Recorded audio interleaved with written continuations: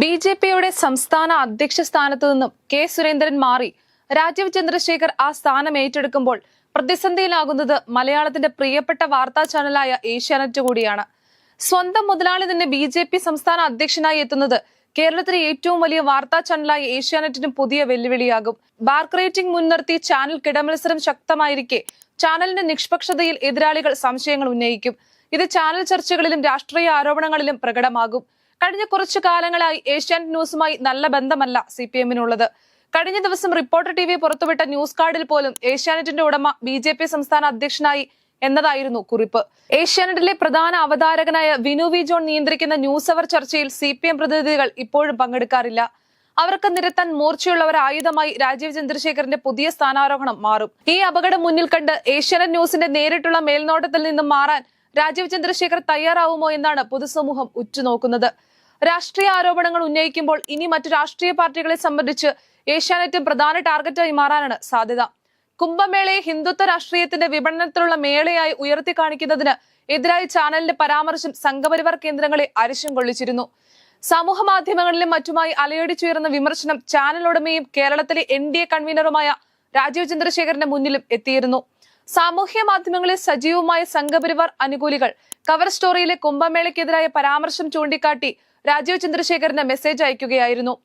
ഇതേ തുടർന്ന് എക്സിൽ പ്രതികരണം നടത്തിയ രാജീവ് ചന്ദ്രശേഖർ വിമർശനങ്ങൾ ചാനൽ മേധാവികളുടെ ശ്രദ്ധയിൽപ്പെടുത്തുമെന്ന് പറഞ്ഞു. ഇതോടെയാണ് സിന്ധു സൂര്യകുമാറിനെതിരെ നടപടിയെടുത്തുവെന്ന തരത്തിലുള്ള വാർത്തകൾ പ്രചരിച്ചത്.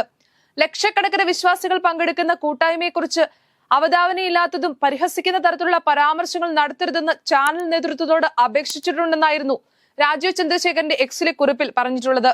എല്ലാ രാഷ്ട്രീയ പാർട്ടികൾക്കും സർക്കാരുകൾക്കുമെതിരെ അതിനിശ്ചിതമായ വിമർശനം നടത്തുന്ന പങ്ക്തിയിൽ സാധാരണ ഉണ്ടാകുന്നത് പോലെ തീവ്രമായ വിമർശനം ഉണ്ടായിട്ടില്ലെന്നതാണ് ചാനൽ തലപ്പത്തുള്ളവർ രാജീവ് ചന്ദ്രശേഖരൻ നൽകിയ വിശദീകരണം. എന്നാൽ രാജീവ് ചന്ദ്രശേഖരന്റെ എക്സിലെ കുറിപ്പിന് പിന്നാലെ വിമർശനം കടുപ്പിച്ച് CPM സൈബർ ഗ്രൂപ്പുകളും ഏഷ്യാനെറ്റ് ന്യൂസിനെതിരെ രംഗത്ത് വന്നിട്ടുണ്ട്. ഇക്കാലം അത്രയും മാനേജ്മെന്റ് വാർത്തകളിലും പരിപാടികളിലും ഇടപെടില്ലെന്ന് അവകാശപ്പെട്ടിരുന്ന ഏഷ്യാനെറ്റ് കുംഭമേളയെ വിമർശിച്ചപ്പോൾ രാജീവ് ചന്ദ്രശേഖർ ഇടപെട്ടല്ലോ എന്ന് ചൂണ്ടിക്കാട്ടിയാണ് ഇടത് സൈബർ ഗ്രൂപ്പുകളുടെ ആക്രമണം.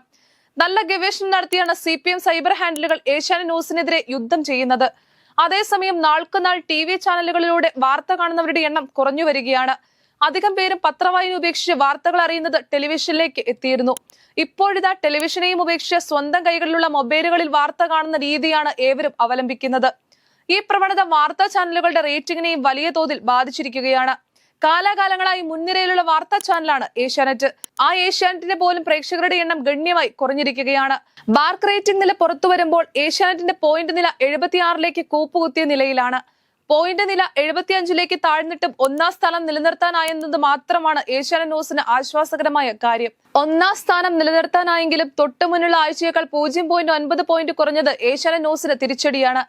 67 പോയിന്റുമായി റിപ്പോർട്ടർ TVയാണ് റേറ്റിംഗ് ചാർട്ടിൽ രണ്ടാം സ്ഥാനത്ത്.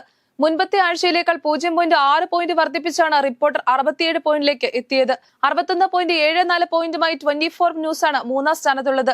24ന് മുൻപത്തെ ആഴ്ചയിലേക്കാൾ 1.2 പോയിന്റ് കൂടിയിട്ടുണ്ട്. ബി.ജെ.പിയുടെ ചാനൽ എന്ന ആരോപണം കൂടി വരുന്നതോടെ ഏഷ്യാനെറ്റിന്റെ വളർച്ച ഏതു തരത്തിൽ മുന്നോട്ട് പോകുമെന്ന് കാത്തിരുന്ന് കാണേണ്ടതാണ്.